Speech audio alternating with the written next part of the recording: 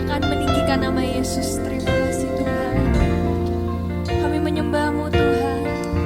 Kami naikkan pujian penyembahan kami hanya untuk-Mu Tuhan. Terima kasih Tuhan. Yesus. Terima kasih Tuhan. Haleluya Tuhan. Oh, ini hati kami. Ini hidup kami Tuhan. Pujilah Yesus.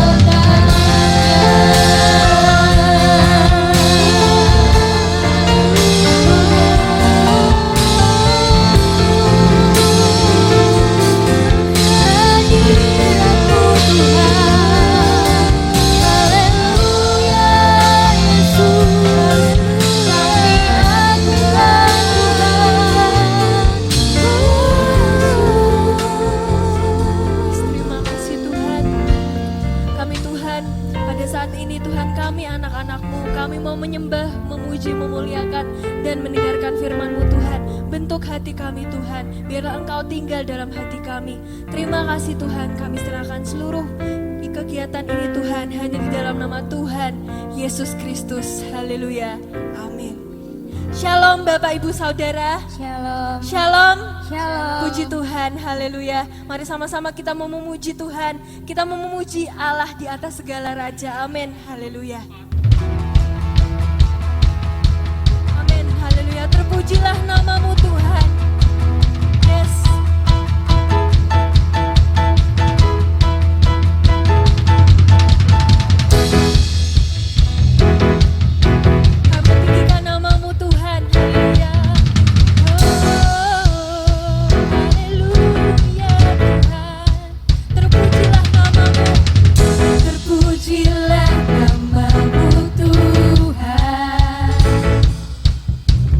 Kuat dan penuh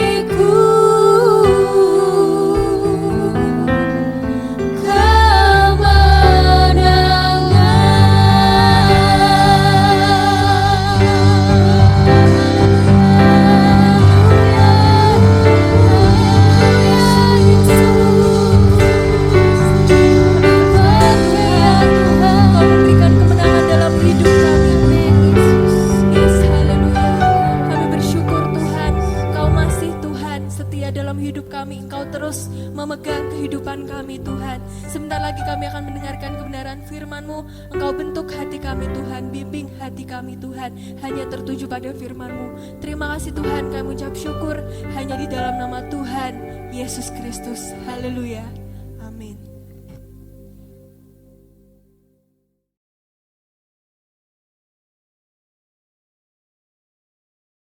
Bapak Ibu yang dikasihi oleh Tuhan, ada seorang murid yang datang kepada gurunya memberikan pertanyaan.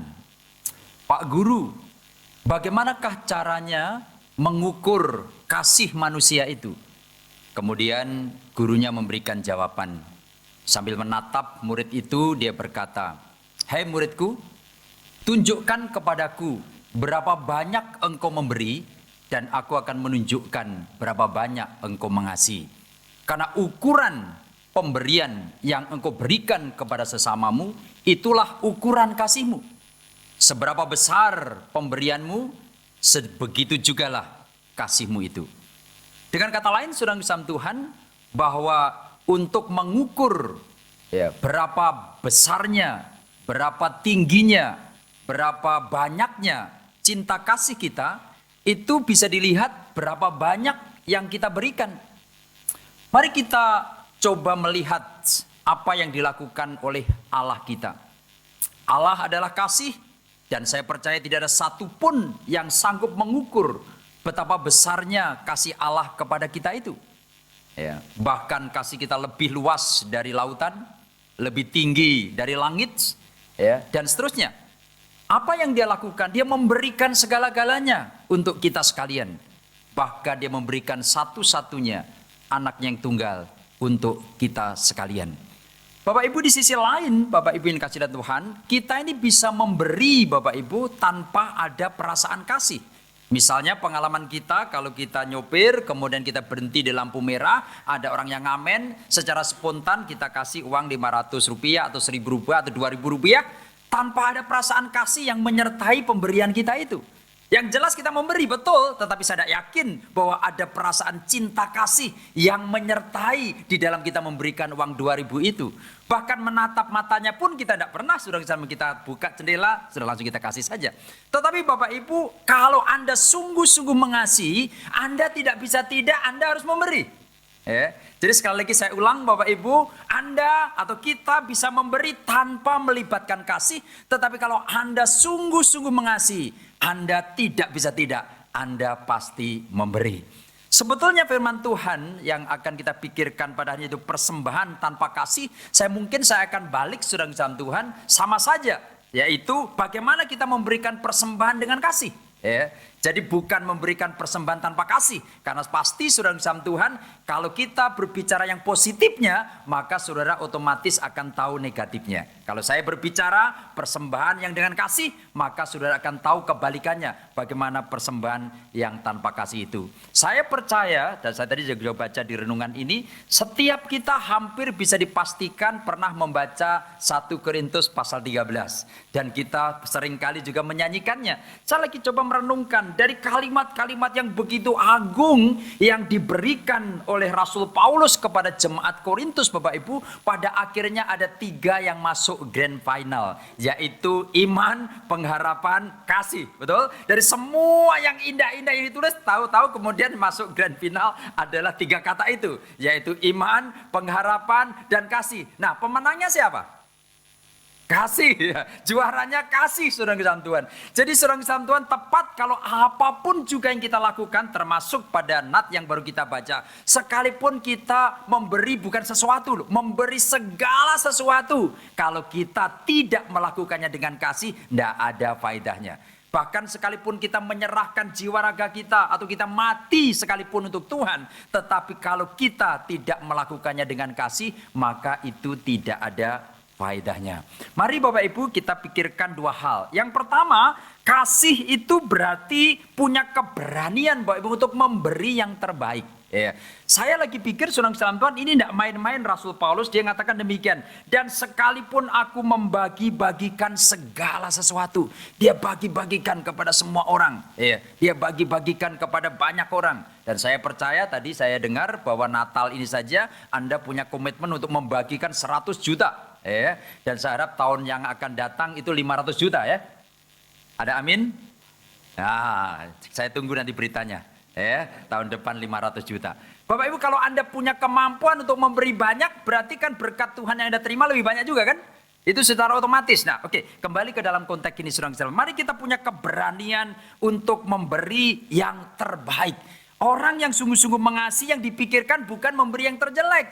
Selalu memberikan yang terbaik. Tadi saya dari ujung sana saya ngelihat, wah ini pohon Natalnya bagus luar biasa gitu. Kemudian saya berpikir di STT saya belum punya pohon Natal. Siapa tahu dikirim 5 dari sini ya. Nah saya tidak mengatakan memberi ya, meminta kepada Anda, saya hanya ngomong saja. Tapi kalau Anda merealisasikan itu suatu luar biasa kan. Ya. Bapak Ibu yang kasih Tuhan, kembali ke dalam konteks di sini. Sekali lagi saudara di dalam Tuhan, Rasul Paulus mengingatkan kita harus punya keberanian untuk memberi, untuk memberi, untuk memberi. Bapak Ibu yang kasih Tuhan, jemaat mula-mula di dalam Kisah Para Rasul 1, 2 dan seterusnya, mereka itu belum punya pengalaman bagaimana membangun gereja. Mereka belum punya pengalaman bagaimana mendirikan gereja. Belum punya pengalaman sama sekali. Dan saya tidak yakin kalau mereka pernah ikut seminar pertumbuhan gereja. Saya tidak yakin juga mereka pernah ikut seminar penanaman gereja. Mereka exactly belum pernah punya pengalaman sama sekali. Tetapi ternyata gereja yang mereka bangun menjadi model, menjadi contoh dari semua orang yang akan mendirikan gereja. Baik contoh di dalam bersekutunya, contoh di dalam berdoanya, dan tidak lupa contoh di dalam memberinya. Bapak Ibu, di awal-awal pendirian gereja ada orang-orang yang rela mempersembahkan apa yang dia punya. Bahkan Bapak Ibu menjual harta benda mereka, tanahnya, rumahnya untuk dipersembahkan kepada Tuhan. Wow, Bapak Ibu ingat tuh, gereja dimulai dari semangat untuk memberi, untuk memberi, untuk memberi. Dan memang Bapak Ibu, gereja harus punya kebiasaan untuk memberi. Ada satu buku yang saya baca Bapak Ibu, kalau gereja berhenti memberi, sebetulnya sudah berhenti menjadi gereja. Karena gereja dibangun dengan semangat untuk memberi. Kenapa? Karena satu pribadi, kalau boleh katakan pendiri daripada kekristenan, yaitu Allah Bapa memberikan satu-satunya anak yang tunggal untuk kita sekalian. Bahkan Yesus Kristus juga memberikan hidupnya untuk kita sekalian. Maka semangat memberi dan memberi dan memberi tidak boleh berhenti sampai kapanpun juga. Karena kekristenan identik dengan pemberian.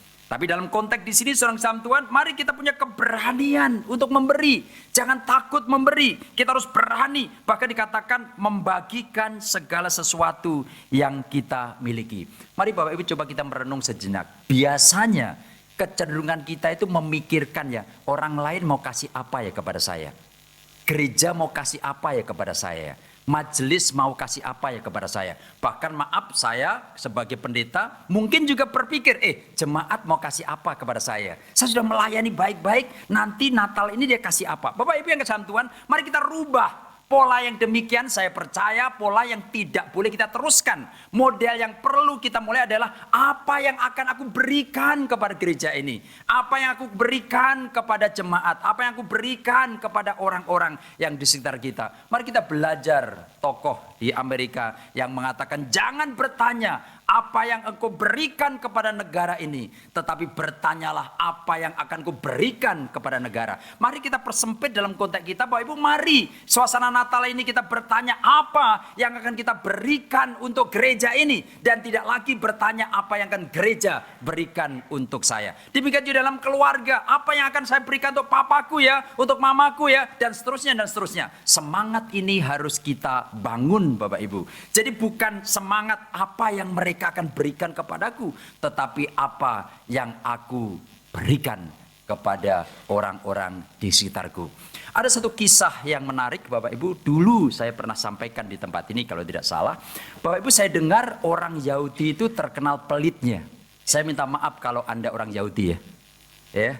Terkenal pelitnya. Itulah sebabnya Bapak Ibu, negara yang kecil itu dirawat sedemikian rupa sampai jangan sampai kehilangan sedikit pun. Saya pernah ke Israel, kemudian ketemu sama tentara di sana, ngobrol-ngobrol, kemudian mereka bilang, "Pak, tahu enggak, orang Israel itu kalau kehilangan satu tentara, dia meminta balas itu 100 tentara. Maka Bapak Ibu, mari kita berdoa supaya jangan sampai tentara Indonesia membunuh tentara Israel. Karena kalau kita bunuh satu saja, minta balasan sampai 100, bahkan 1000 tentara. Itulah sebabnya Bapak Ibu kalau sudah lihat sejarahnya, tentara Israel itu sedikit yang mati, banyak musuhnya yang dibalaskan untuk itu. Nah, singkat cerita saudara dalam Tuhan, ada satu kisah 3 orang, yaitu orang Israel atau orang Yahudi, kemudian orang Amerika, orang Tionghoa kumpul-kumpul ya, mereka berteman. Kemudian mereka masuk ke rumah makan, pesan makanan. Nah, tiba-tiba sementara mereka pesan makan, Bapak Ibu, ada lalat nempel ke orang Amerika. Nah, orang Amerika kan tidak suka dengan lalat. Ya, malah harus dipukul. Tak, langsung dibuang ke tempat sampah. Nah, orang Yahudi, orang Tionghoa memperhatikan baik-baik. Nah, tiba-tiba saudara-saudara ada lalat yang lebih besar lagi, nempel ke orang Yahudi. Dipukul, langsung dimakan, Bapak Ibu. Wah, orang Tionghoa yang lihat tuh. Kaget ya, langsung dimakan. Tiba-tiba sementara mereka terheran-heran, ada lalat yang besar nempel kepada orang Tionghoa. Dipukul sama orang Tionghoa, langsung ditawarkan orang Yahudi. Tolong beli, cepet saja ya. Ya, tolong beli ya, 1000 saja. Ya, sudah tahu kira-kira 3 karakter orang ini? Ya. Tetapi yang ingin saya sampaikan saudara dalam Tuhan, bukan orang Yahudi yang pelit, karena ini ada satu kisah nyata. Ada 2 orang Yahudi yang bersahabat sejak dari kecil. Mereka tinggal di satu kampung yang sama, mereka bermain, bahkan mereka di sekolah-sekolah yang sama. Tetapi pernikahan memisahkan mereka. Yang satu tinggal di desa A, yang satu tinggal di desa B. Nah, kemudian mereka terus-menerus menjalani kehidupan pernikahannya itu, sampai pada akhirnya yang desa A punya beberapa anak, yang ditinggal di desa B tidak punya anak. Tapi pada malam dingin, sudah di musim yang dingin saudara dalam Tuhan, mereka masing-masing berpikir dalam hatinya. Yang anaknya banyak berkata, aduh, aku mau kunjungi sahabatku, dia tidak punya anak. Pasti tidak banyak orang yang membantu dia bekerja. Saya percaya gandumnya sudah habis. Maka saya akan bawa 25 kg gandum dan saya akan antar besok ke tempat ke saudaraku. Tetapi ternyata seorang Islamnya pada saat yang bersamaan, yang tinggal di desa B itu berkata, aduh kasihan ya sahabatku yang ada di desa A. Anaknya banyak, makannya juga banyak. Pasti sudah kehabisan gandum. Aku masih punya tersisa 25, aku akan bawa ke tempat saudaraku itu. Dan ternyata seorang Islamnya pada hari H yang sama mereka berangkat masing-masing. Yang desa A mau menuju ke desa B, yang desa B mau menuju desa A. Ketemulah mereka di persimpangan jalan itu di batas desa. Kemudian boleh tanya, hei sahabatku mau kemana kamu? Aku mau ke rumahmu. Lah kamu mau kemana? Aku juga mau ke rumahmu. Lah kamu ngapain? Aku bawa gandum. Kamu? Aku juga bawa gandum. Kemudian mereka menceritakan kenapa itu bisa terjadi. Dan yang sahabat yang B itu mengatakan, aku tahu anakmu banyak kan? Pasti makannya juga banyak. Maka pasti habis bahan makananmu. Maka aku berikan ini untuk kamu. Lalu apa alasanmu? Kenapa engkau memberi kepadaku? Aku juga berpikir yang sama. Memang engkau tidak punya anak. Itulah sebabnya pasti tidak ada orang yang membantu kamu bekerja. Sehingga gandummu tidak cukup banyak, pasti musim dingin ini akan habis. Lalu saudara dalam Tuhan, kisah ini diakhiri berpelukanlah mereka satu persatu. Mereka saling menangis satu persatu. Tetapi inti daripada kisah itu Bapak Ibu, tempat atau peristiwa pertemuan 2 orang yang saling mengasihi itu, dibangunlah bait suci, dibangunlah bait Allah. Inilah tradisi saudara dalam Tuhan. Apa yang saya mau katakan kepada saudara sekalian, kita memberi harus punya pemikiran apa ya yang orang lain perlukan, aku akan berikan. Dengan kata lain saudara dalam Tuhan, mari sekarang kita melihat apa yang kita punya dan melihat apa yang orang lain tidak punya. Dengan demikian semangat memberi itu akan terbangun. Jangan kebalikannya. Seringkali kita melihat apa yang orang lain punya dan kita melihat apa yang kita tidak punya, dengan kita berharap, oh mudah-mudahan orang yang punya lebih itu memberikan kekuranganku, orang yang punya banyak itu memberikan aku yang sedikit itu. Bapak, mari kita balik. Dan saya yakin saudara-saudara, tidak ada satupun orang di tempat ini yang tidak punya sesuatu yang bisa dibagikan. Sekali lagi, tidak ada satupun orang di tempat ini yang tidak punya sesuatu yang bisa dibagikan. Maka semangatnya jangan melihat apa yang orang lain punya, tapi lihatlah apa yang kita punya. Keberanian seperti ini saudara Tuhan akan menolong kita untuk memberi yang terbaik. Bapak masih ingat di Jerman dulu saya dengar itu ada tembok yang memisahkan Jerman Barat dengan Jerman Timur.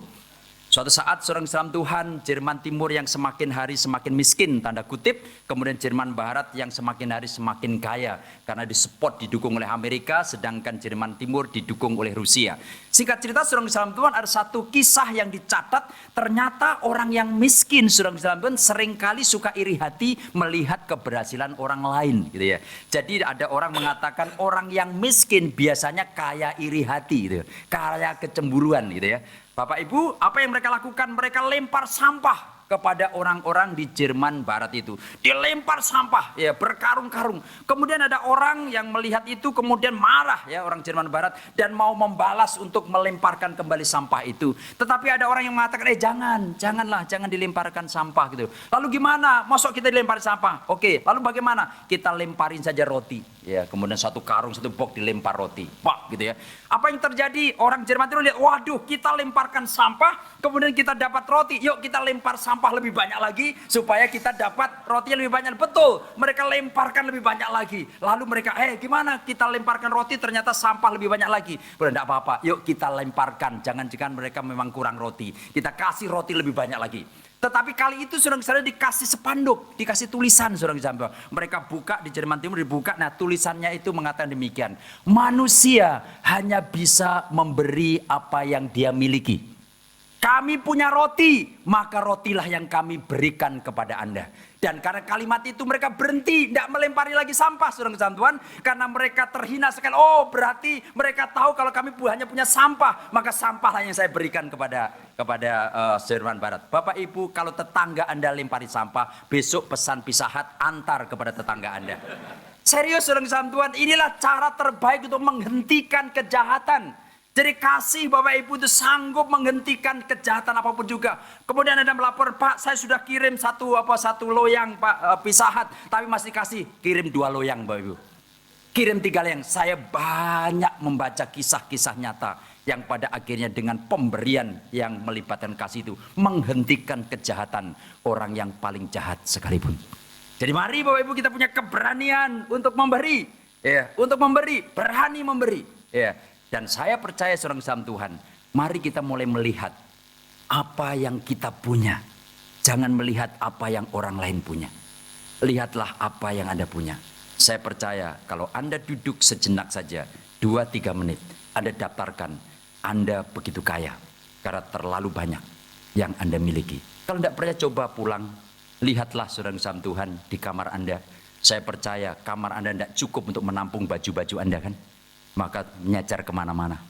Ya, siapa yang bisa menghitung berapa banyak sepatu Anda?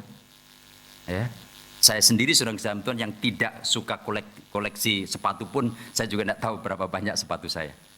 Ya, saudara Tuhan, ini sama. Saya juga berbicara kepada diri saya. Apalagi seorang itu kira-kira bicara tentang menjelang Natal, Bapak Ibu. Entah bagaimana ada survei membuktikan Bapak Ibu, orang-orang Kristen ini kalau Natal mendadak murah hati, Bapak Ibu. Maka kalau menjelang Natal Anda masih pelit kebangetan, saudara Tuhan. Loh, ini serius loh. Sudah ada survei Bapak Ibu menjelang Natal ini persembahan selalu lebih banyak, saudara Tuhan. Nah, mari kita gunakan ya peristiwa yang Natal itu. Kenapa? Karena memang kita termotivasi. Oh ya Natal, Tuhan datang ke dunia memberikan hidupnya. Mari kita juga balas dengan memberikan apa yang kita miliki. Saudara Tuhan, saya percaya dan saya berdoa kiranya semangat memberi dan memberi di tempat ini tidak hanya karena menjelang Natal, tetapi terus-menerus itu kita lakukan karena kita harusnya memang demikian. Bapak Ibu, ada seorang wanita bernama Maria yang ya berlutut di hadapan Tuhan dan mengurapi Tuhan, memberikan minyak. Udah saya cek ya, kalau dihitung-hitung saudara Tuhan, minyak yang diberikan itu mahal luar biasa. Dan jarang loh orang punya minyak seperti yang diberikan Tuhan. Itulah sebabnya bendahara yaitu Yudas Iskariot langsung lihat aromanya. Waduh, ini mahal sekali. Saya baru tahu Bapak Ibu, ternyata parfum itu ada harganya yang juta-jutaan ya.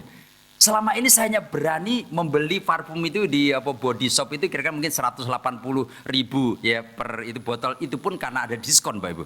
Selebihnya saya lihat ada yang 750.000, ada yang 2 juta, 3 juta. Waduh, saudara Tuhan. Saya pikir saudara Tuhan, entah bagaimana Yudas Iskariot tahu persis, ini baunya harum luar biasa, pasti mahal. Maka langsung connect, loh kenapa buang-buang? Kenapa tidak kasih aja kepada orang miskin? Wah, kelihatannya berhemat luar biasa. Tetapi kisah itu selanjutnya, kamu ngomong gitu bukan karena kamu cinta kepada orang miskin, tetapi karena kamu ini koruptor, ya. Maka engkau akan ambil juga apa yang ada itu. Nah, saudara Tuhan, banyak orang yang kelihatannya itu mengasihi, tapi omongannya saja, saudara Tuhan. Kelihatannya kenapa sih gereja buang-buang uang dan sebagainya? Bukankah bisa dipakai ini, pakai dan sebagainya? Sebetulnya ngomong begitu bukan karena dia cinta kepada orang miskin, tetapi kalau nanti dia jadi panitia, diambilnya uang itu juga. Ya, hati-hati ya bendahara ya di tempat ini ya. Ya. Ya. Saudara kasih Tuhan, ini penting untuk kita pikirkan lah. Lalu bagaimana Maria? Maria tidak pernah ngomong sama sekali. Ya, saya lihat saudara kasih Tuhan di dalam kisah itu Maria tidak pernah ngomong sama sekali. Dia hanya duduk mencurahkan lagi, duduk mencurahkan lagi. Artinya dia punya keberanian untuk memberikan yang terbaik. Ya, kalau kasih bukan kasih, kalau kita tidak sungguh-sungguh punya keberanian untuk memberi. Dengan kata lain Bapak Ibu, orang memberi itu tidak perlu hitung-hitungan sama Tuhan. Ya, Bapak Ibu, kalau kita berdiri di depan Tuhan kemudian kita mengatakan, oh Tuhan, kayaknya sudah banyak ya support saya kepada gereja ya GKI di Jatinegara, sudah banyak. Kemarin aku beri, tahun yang lalu aku sudah banyak Tuhan. Kemudian Tuhan ngomong kepada kita, betul ya, sudah begitu banyak yang kamu kasih. Betul Tuhan, sudah terlalu banyak. Aku sedih sekali karena aku terlalu banyak memberi. Kemudian Tuhan akan katakan kepada saya, coba hitung berapa banyak yang aku beri kepada kamu. Kita malu loh Bapak Ibu. Kita malu kalau kita berhadapan langsung dengan Tuhan. Kita tidak usah membandingkan dengan orang lain yang memberi, yang sama-sama memberi. Tapi coba kita langsung lihat kepada Tuhan, terlalu banyak. Maka Bapak Ibu kalau kita memberi, memberi saja. Tidak usah menghitung untung dan ruginya. Nah inilah yang saya katakan. Kalau kita memberi, bisa kita memberi tanpa kasih. Kenapa? Bapak Ibu, karena kita memberi hitung-hitungan.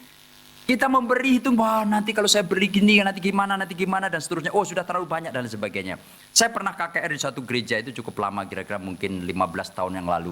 Dan itu masih teringat di tempat saya, di pikiran saya. Kenapa? Karena saya pergi ke pulau itu, kemudian diajak naik mobil, dan mobil itu parkir di bawah, kemudian kita naik ke bukit ya. Seperti naik tinggi sekali, mungkin ada 200-an tapak gitu ya, tinggi sekali. Di sekitarnya itu ada pohon sawit, kemudian ada karet, dan indah sekali. Dan dari atas itu bisa melihat jauh ke sana. Indah luar biasa. Gereja cukup besar juga, ratusan orang sekali kebaktian. Nah, kemudian kami biasa seperti ini, jadi pengkhotbah juga duduk di belakang mimbar sama beberapa majelis yang menyertai kami. Kemudian Bapak Ibu tibalah giliran yaitu persembahan.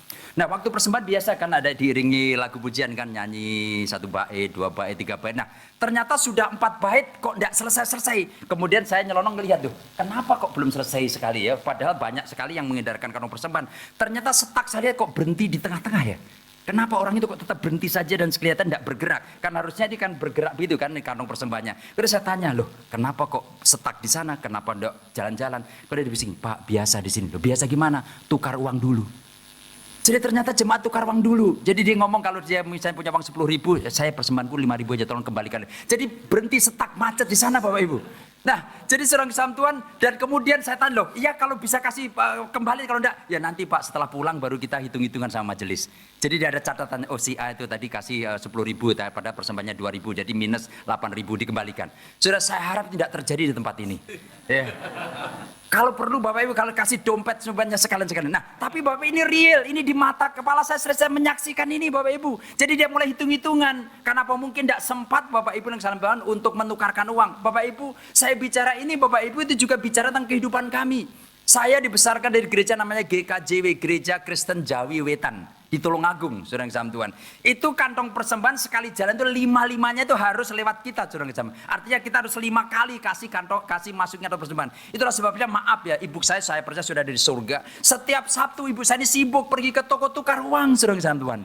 Ya, karena nanti sekali kita kasih satu tumpuk dan ngomong, oke, persembahan sudah saya siapkan, nanti ngambil 1 tumpuk, ya 1 tumpuk, 5 koin ngomong, kletik dan sebagainya. Saudara kesam Tuhan, kenapa tidak sekali saja? Ya karena mereka rasanya tidak enak kalau kantong persembahan lewat di depan kita, kemudian kita tidak kasih. Bapak Ibu, daripada Anda kasih ya 1.000, 1.000, 5 kantong kan 5.000, kenapa tidak 1 kantong 10.000? Kan itu lebih bagus kan?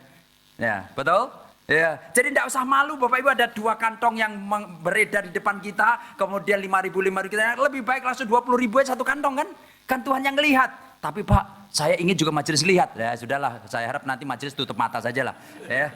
Nah, tapi kembali dalam konteks ini saudara kesam Tuhan. Mari kita memberi dan jangan hitung-hitungan.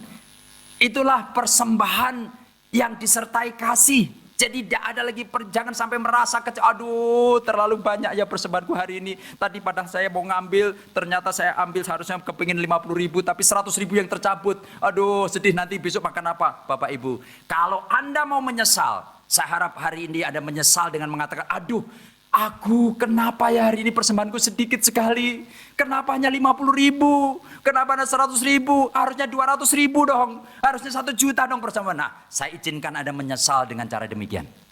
Amin. Ya sedikit yang amin ya.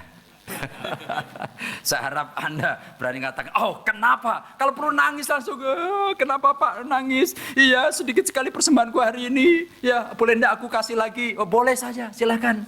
Boleh saja, silakan. Jangan sampai menangis. Kenapa Pak kau nangis? Iya aku sebenarnya mau kasih 10.000 tapi 20.000 yang masuk kantong. Boleh enggak diambil lagi? Bapak Ibu jangan punya pikiran seperti itu. Bapak Ibu percayalah, Allah selalu memberi lebih banyak daripada yang Anda berikan kepada orang lain. Itu sudah pasti. Karena kekuatan yang Anda berikan untuk memberi itu, kekuatan itu pun juga datangnya dari Tuhan. Maka mari terus-menerus kita semangat untuk itu. Dan kemudian kalau kita lanjutkan surah sama Tuhan, kemudian ayat yang keempat yang mungkin besok juga atau minggu depan akan karena khotbah seri. Kasih itu sabar, tapi kasih itu juga apa? Murah hati. Wah, kasih itu murah hati. Jadi waktu kita memberi Bapak Ibu, jangan melihat materinya, tetapi mari kita jaga hati kita. Kiranya pemberian kita itu bentuk daripada ekspresi, daripada kemurahan hati yang ada di dalam diri kita. Maka saya percaya Bapak Ibu perlu kita ini berdoa, Tuhan tolong berikanlah kepada kami roh yang murah hati. Kenapa Tuhan saya harus berdoa demikian? Karena selama ini saya terkenal pelit hati. Ya. Minta pegang hati Anda, Tuhan berikanlah roh kemurahan hati. Supaya aku terus bermurah hati kepada orang-orang yang ada di sekitar kami. Ya. Bapak Ibu yang kasih Tuhan, kasih itu selalu bertindak. Dan bukan hanya berbicara. Saya harap kita belajar untuk tidak hanya membicarakan tentang pemberian. Tetapi kita melakukannya. Kita bertindak. Ya, mari kita berhenti membicarakan hal seperti itu. Sekali waktu di kisah Natal ya di Amerika ada supir yang membawa seorang wanita yang cukup ternama ya. Tiba-tiba waktu dia melintas kemudian berhenti di lampu merah, dia lihat di seberang sana ada seorang anak yang sedang kedinginan.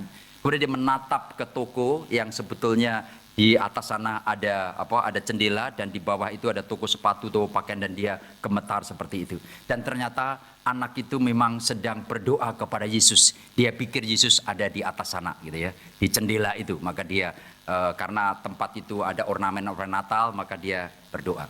Kemudian sopir itu berkata di dalam pikiran, aduh kalau saya punya uang saya akan bantu anak ini.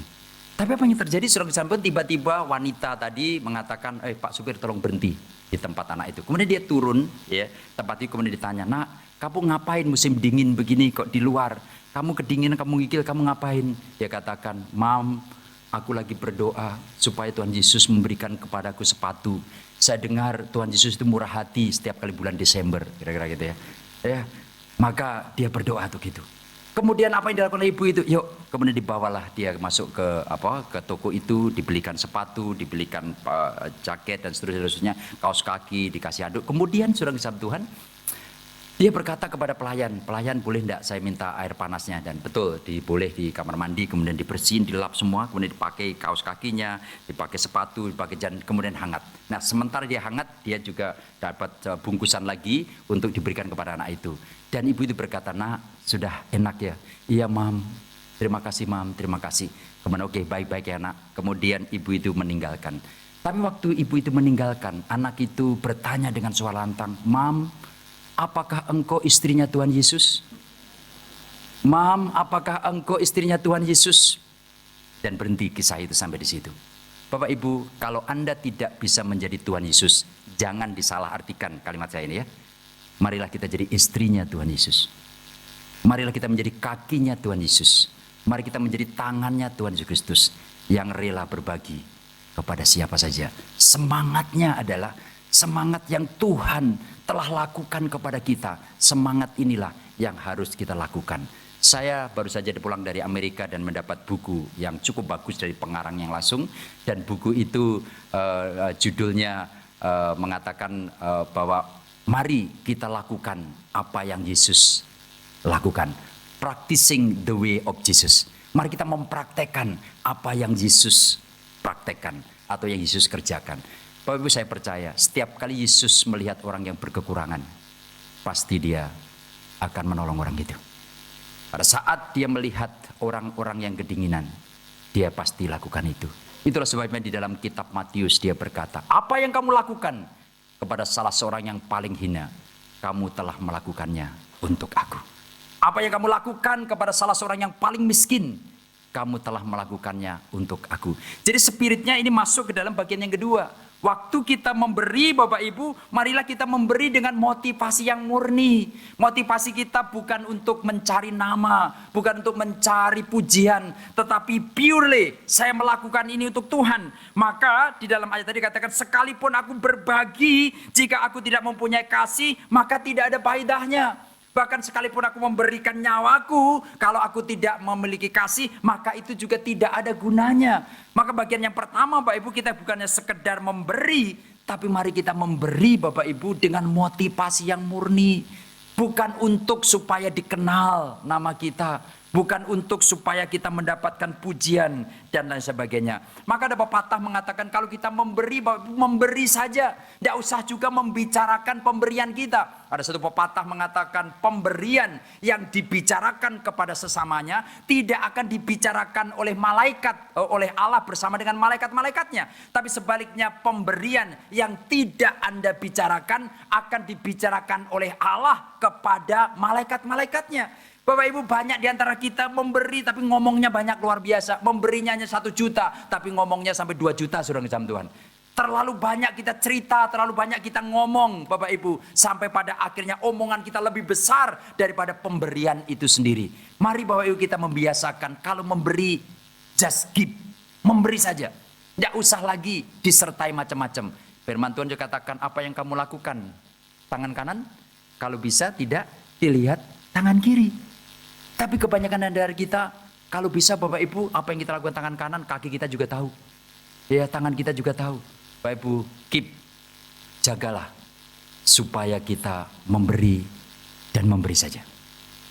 Ada juga orang yang mengatakan, kalau kita memberi, janganlah kita temani. Karena pemberian yang kita temani justru tidak sampai pada tujuan. Maka kalau kita memberi, ya memberi saja. Tidak usah ditemani. Pak, tidak enak aku kalau tidak ngomong. Tidak enak kalau saya tidak membicarakan. Tidak enak kalau saya tidak menyaksikan. Bapak Ibu yang kasihan Tuhan. Memberi saja. Kita tadi juga melihat pada teman-teman dari panti asuhan. Ya, setiap kali saya dengar panti asuhan, saya selalu mengingat masa lalu saya. Karena saya juga keluarga dari panti asuhan. Papa saya meninggal sejak saya umur 2 tahun. Kami berempat silih berganti hidup di panti asuhan. Saya tahu bagaimana makan gandum burger atau burger apa dulu itu dari Belanda dulu. Itu tepung apa gitu ya.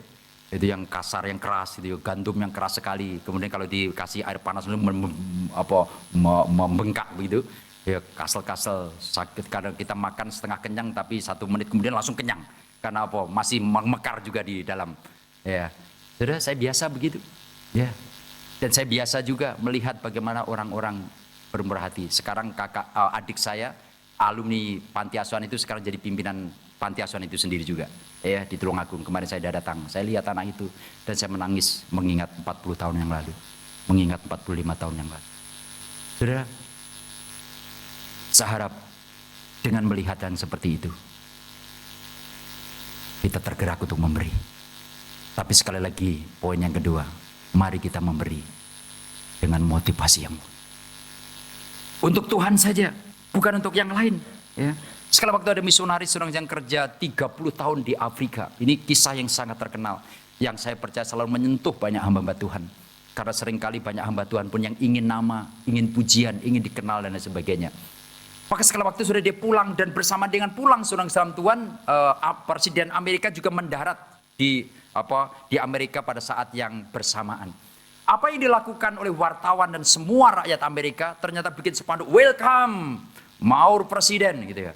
Ya, ditulis selamat datang kepada presiden yang juga pulang dari Afrika. Tetapi tujuannya beda. Yang pendeta tadi, misionaris tadi 30 tahun dia dirikan sekolah, dia dirikan gereja, dia dirikan panti asuhan. Tetapi Presiden Amerika pergi beberapa hari ke Afrika hanya untuk berburu, tembaki binatang-binatang buas. Tetapi dapat ucapan welcome Presiden. Dan ditanya lagi, gimana? pengalaman berburu di Afrika, dan dengan senyum-senyum presiden kata, wah, surganya berburu adalah di Afrika. Kebetulan tahun ini saya juga pulang dari Nairobi, ya, dari Kenya, Bapak Ibu, saya juga bisa melihat bagaimana banyaknya, ya, kami ikut tur itu safari, wah, itu binatang-binatang begitu banyak, ya, kita mau tembaki kapan saja bisa. Nah, saudara kesam Tuhan, kemudian apa yang terjadi kepada misioner waktu melihat pemandangan itu, dia langsung iri sekali, dia cemburu, apa yang salah ini? Presiden datang ke Afrika hanya bunuhin orang-orang, bunuhin binatang-binatang, dan dapat penghargaan, dapat sambutan. Sementara itu aku 30 tahun memenangkan banyak jiwa, tidak ada satupun orang yang menyambut saya. Dia mulai marah kepada Tuhan, tidak adil Tuhan, tidak adil Tuhan, dan dia marah sekali. Kemudian dia pegang istrinya, ayo kita pulang saja, saya tidak tahan menyaksikan ini. Apa-apaan ini, presiden yang membunuh binatang, dapat sambutan, dapat pujian, diwawancarai oleh semua wartawan. Sementara itu kita 30 tahun lamanya melayani, tetapi tidak mendapatkan sedikit pun, ya, pujian. Bahkan organisasi misi pun juga tidak menyambut kedatangannya. Maka dia naik taksi dan pulang. Saya pulang, istrinya nyiapin makan sederhana. Kemudian, Pak, semua sudah siap, Papa doa dong sebelum kita makan. Suaminya berkata, enggak, aku enggak mau berdoa, aku kecewa sekali. Untuk apa kita melayani selama 30 tahun, tidak ada sambutan sedikit pun. Mama saja yang berdoa. Ternyata mamanya mengatakan, istrinya mengatakan, aku juga tidak mau berdoa, Pak, aku juga kecewa. Dua-duanya kecewa. Maka saat hening kira-kira 1-2 menit, tiba-tiba mereka berdua mendengarkan kalimat yang sama, entah dari mana asalnya kalimat itu. Dan kalimat itu berbunyi, anak-anakku, tidak usah engkau kecewa, tidak usah engkau sedih, karena engkau belum pulang. Tetapi kalau engkau pulang, aku sendirilah yang akan menyambut engkau.